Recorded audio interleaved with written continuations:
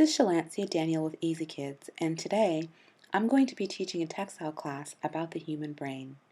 My goal is to allow my students to use their fine motor skills to actually sew this brain together and help them understand the different components that come together to make up the human brain. First, I'm going to cut out the different parts of the human brain using some scrap pieces of fabric. Thread will be used to illustrate the different parts of the skin of the brain and can also be used to symbolize synaptic connections within the brain. After I have all my materials and supplies cut out, I'm going to start with the frontal lobe. The frontal lobe controls attention, behavior, abstract thinking, creativity, intellect, judgment, movement, some physical reaction, and personality. Then we're going to add the motor cortex. The motor cortex controls movement in various parts of the body. After the motor cortex, we add the sensory cortex. The sensory cortex receives information from the spinal cord about the sense of touch, pain, and perception of the body parts. Following the sensory cortex, we find the parietal lobe. This controls sensation, some language, reading, and some visual functions.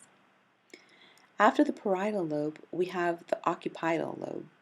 This controls vision. This yellow shape in the middle is called the temporal lobe. The temporal lobe controls hearing and visual memories. It also controls some speech functions. At the bottom of the temporal lobe, we find the cerebellum.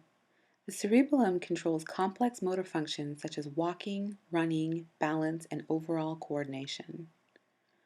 Attached to the cerebellum, we have the brainstem. The brainstem connects the cerebellum to the spinal cord.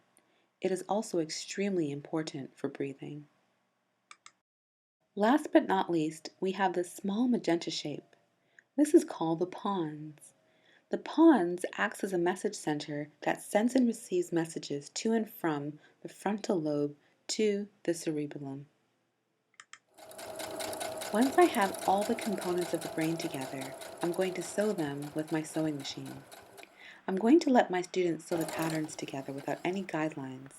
This will allow them to visualize the threads as interconnecting synapses in the brain and to truly show them how complex and unique our brains are. Thank you for watching our video. Please visit our website at www.ezkids.com and follow us as we find creative ways to educate and inspire Earth's most precious resources, our kids.